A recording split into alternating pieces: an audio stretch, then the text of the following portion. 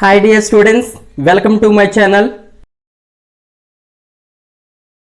Degree final year చదువుతున్న విద్యార్థులకు 6th సెమిస్టర్లో మేనేజ్మెంట్ అకౌంటింగ్ అనే సబ్జెక్ట్లో ఉన్నాం. ఈ టాపిక్లో ఇంతకుముందు ఆల్రెడీ ఇంట్రడక్షన్ ఇచ్చాను. ఇవాళ ఒక ప్రాబ్లం చూద్దాం.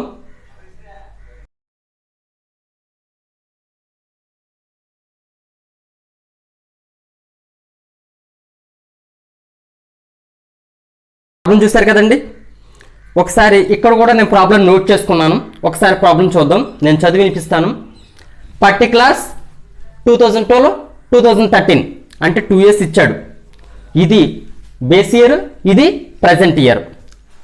Sales 2,50,000 3 lakhs.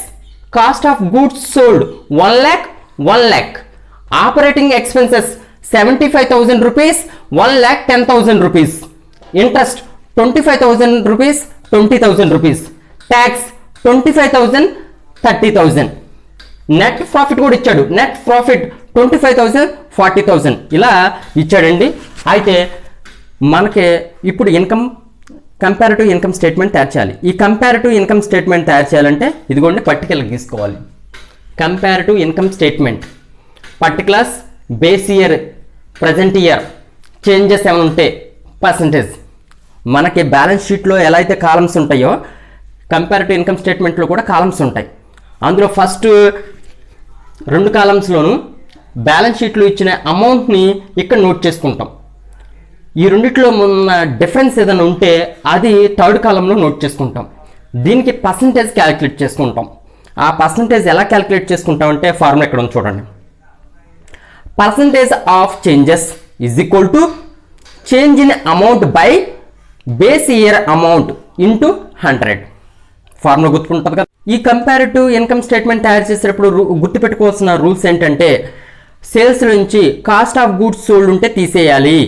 తీసేసిన తర్వాత ఆపరేటింగ్ ఎక్స్పెన్సెస్ అంటే office expenses, administrative expenses, sales and distribution expenses ఏమంటే ఆపరేటింగ్ ఎక్స్పెన్సెస్ కిందకు వస్తుంది. ఆ ఆపరేటింగ్ ఎక్స్పెన్సెస్ని గ్రాస్ ప్రాఫిట్ నుంచి తీసేయాలి. తీసేస్తే లెస్ చేసి చూపిస్తే మనకే ఆపరేటింగ్ ఇన్కమ్ వస్తుంది. ఆ ఆపరేటింగ్ ఇన్కమ్ నుంచి నాన్ ఆపరేటింగ్ ఇన్కమ్ అంటే పెయిడ్ ఇంట్రెస్ట్ కానివ్వండి, పెయిడ్ ఇన్కమ్ ట్యాక్స్ కానివ్వండి, లాస్ ఆన్ సేల్స్ ఎసెట్ కానివ్వండి, ఇటువంటివి ఉంటే డిడక్ట్ చేస్తే మనకి నెట్ ప్రాఫిట్ వస్తుంది. ఓకేనండి. ఆ నెట్ ప్రాఫిట్నే ఆన్సర్గా తీసుకోవాలి. రూల్ గుర్తుంటుంది కదండి. ఇప్పుడు సేల్స్ ఎలా ఇచ్చాడండి? 2,50,000 rupees బేస్ ఇయర్లో, ప్రజెంట్ ఇయర్లో 3 lakhs rupees. బేస్ ఇయర్ కన్నా ప్రజెంట్ ఇయర్లో ఇంక్రీజ్ అయింది. ఎంత ఇంక్రీజ్ అయిందండి? 50,000 ఇంక్రీజ్ అయింది. ఇంక్రీజ్ అయితే ప్లస్ సింబల్ చూపించాలి. మరి దీనికి పర్సంటేజ్ కడితే 50,000 rupees by base year 2,50,000 rupees into 100 వేస్తే మనకి 20% వస్తుంది. ప్లస్ 20%. ఓకేనండి. దీంట్లో నుంచి మనం ఏం డిటెక్ట్ చేయాలి అని చెప్పి అనుకున్నాం? Cost of goods sold.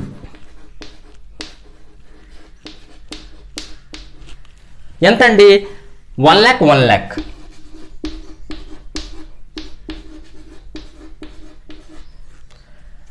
ఏమైనా ఇంక్రీజ్ అయిందండి? ఇంక్రీజ్ అవ్వలేదు. డిక్రీజ్ అయిందండి? డిక్రీజ్ కూడా కాలేదు. సో ఐఫన్ పెట్టి వదిలేస్తున్నాం.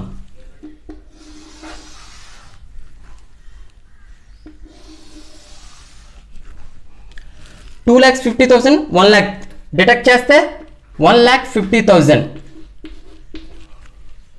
3 lakhs 1 lakh తీసేస్తే 2 lakhs. ఇంక్రీజ్ అయిందండి? డిక్రీజ్ అయిందండి? ఇంక్రీజ్ అయింది. ఎంత ఇంక్రీజ్ అయింది? 50,000 ఇంక్రీజ్ అయింది. ఈ 50,000 రూపీస్కి 50,000 by base year 1,50,000 rupees into 100 33.33 వస్తుంది. ఓకేనండి. ఇది gross profit.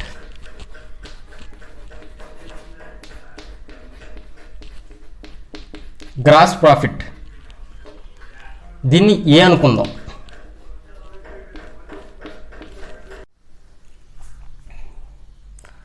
Operating expenses gross ప్రాఫిట్కి ఆపరేటింగ్ ఎక్స్పెన్సెస్ ఏమైనా ఉంటే లెస్ చేయాలి. ఆపరేటింగ్ ఎక్స్పెన్సెస్ అంటే ఏంటండి? Like office expenses, administrative expenses, sales and distribution ఎక్స్పెన్సెస్ని ఆపరేటింగ్ ఎక్స్పెన్సెస్ కిందకి వస్తుంది. ఈ ఆపరేటింగ్ ఎక్స్పెన్సెస్ని గ్రాస్ ప్రాఫిట్ నుంచి లెస్ చేయాలి. ఆపరేటింగ్ ఎక్స్పెన్సెస్ ఏమైనా ఉన్నాయో చూడండి, ఏమీ లేవు. కానీ డైరెక్ట్గా ఆపరేటింగ్ ఎక్స్పెన్సెస్ అని ఇచ్చేసాడు డైరెక్ట్గా. సరే ఎంతండి? 75,000 రూపీస్, 1,10,000 రూపీస్ ఇంక్రీజ్ అయింది కదండి. ఎంత ఇంక్రీజ్ అయింది? 35,000 ఇంక్రీజ్ అయింది. ఈ 46.67 ఇలా వచ్చింది. ఓకేనండి. ఇప్పుడు ఆపరేటింగ్ ఎక్స్పెన్సెస్ కూడా అయిపోయినాయి, ఇంకా నాన్ ఆపరేటింగ్ ఉంది. 75,000 రూపీస్, 1,10,000 రూపీస్ ప్లస్ 35,000 రూపీస్. ఈ 35,000కి 46.67, దీన్ని ఆపరేటింగ్ ఇన్కమ్ అని పిలుస్తారు. ఆపరేటింగ్ ఎక్స్పెన్సెస్ అని పిలుస్తారు. ఇప్పుడు దీన్ని బి అనుకుందాం. ఈ గ్రాస్ ప్రాఫిట్ని ఏ అనుకున్నాం కదండి, ఏ మైనస్ బి, ఆపరేటింగ్ ఇన్కమ్ వస్తుంది. ఆపరేటింగ్ ఇన్కమ్ ఏ మైనస్ బి. 1,50,000 నుంచి 75,000 రూపీస్ తీసేస్తే 75,000 ఉంటుంది. 2 lakhs నుంచి 1,10,000 తీసేస్తే 19,000 ఉంటుంది. 50,000 నుంచి 35,000 తీసేస్తే ఎంత ఇంక్రీజ్ అయిందండి? ఇక్కడ 15,000 ఇంక్రీజ్ అయింది. ఈ 15,000కి మనకు పర్సంటేజ్ సింబల్ కావాలి కదండి, 20%. ఓకేనండి. ఇది ఆపరేటింగ్ ఇన్కమ్. దీంట్లోంచి నాన్ ఆపరేటింగ్ ఇన్కమ్ ఏమైనా ఉంటే లెస్ చేయాలి. నాన్ ఆపరేటింగ్ అంటే పెయిడ్ ఇంట్రెస్ట్ కానివ్వండి, లేదంటే పెయిడ్ ఇన్కమ్ ట్యాక్స్ కానివ్వండి, లేదంటే లాస్ ఆన్ అసెట్ సేల్ కానివ్వండి, తీసుకోవాలి. Operating expenses, non operating expenses ఏమున్నాయండి? ఇంట్రెస్ట్ ఉంది. ఇంట్రెస్ట్ ఎలా ఇచ్చాడండి? 25,000 రూపీస్, 20,000 రూపీస్. ఇంక్రీజ్ అయిందండి, డిక్రీజ్ అయిందండి? డిక్రీజ్ అయింది. ఎంత డిక్రీజ్ అయింది? 5,000 డిక్రీజ్ అయింది. సో మైనస్ సింబల్ చూపించాలి. ఓకేనండి. పెరిగినా తగ్గినా సరే ఫార్ములా మాత్రం సేమ్ అండి. Change in amount by base year amount into 100. 5,000 rupees, base year 25,000 rupees into 100, 20% వచ్చింది.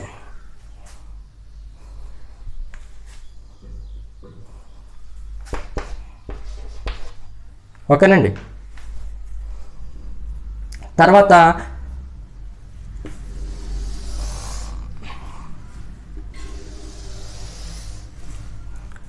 75,000, 25,000 తీసేస్తే 19,000 నుంచి 20,000 తీసేస్తే 70,000. ఎంత పెరిగిందండి? 20,000 పెరిగింది. ఎంత పెరిగిందండి? 20,000 పెరిగింది. 20,000. ఈ 20,000కి మనం పర్సంటేజ్ క్యాలిక్యులేట్ చేస్తే 20,000 బై 50,000 ఇంటూ 100, 40%. ఈ 40% వచ్చిందండి. దీనికి ట్యాక్స్ ఏమైనా ఉందా? ఇప్పుడు దీన్ని ఏమని పిలుస్తారంటే ఇన్కమ్ ప్రాఫిట్ బిఫోర్ ట్యాక్స్. ఏమని పిలుస్తారంటే పీబీటీ అని పిలుస్తారు. ఓకేనండి. 50,000, 75,000, 20,000, 40%. ఇప్పుడు ఇన్కమ్ ట్యాక్స్ ఉంటే తీసేద్దాం. ఇన్కమ్ ట్యాక్స్ ఎంత ఇచ్చాడండి? 25,000, 30,000.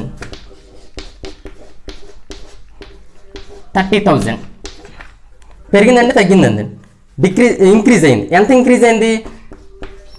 5000 ఇంక్రీజ్ అయింది. పర్సంటేజ్ కడితే 20% వస్తుంది.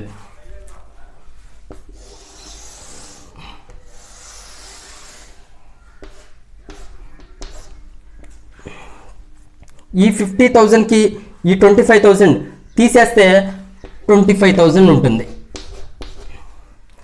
70,000 నుంచి 30,000 తీసేస్తే 40,000 ఉంటుంది. ఇంక్రీజ్గా అయింది కదండి. ఎంత ఇంక్రీజ్ అయింది? 15,000 ఇంక్రీజ్ అయింది. Plus 15,000 rupees. ఈ 15,000 రూపీస్కి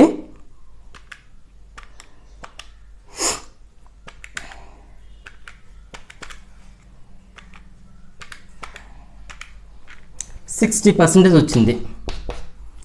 ఓకేనండి. దీన్ని నెట్ ప్రాఫిట్ ఇక్కడ కూడా ఇచ్చేసండి. 25,000 40,000 నెట్ ప్రాఫిట్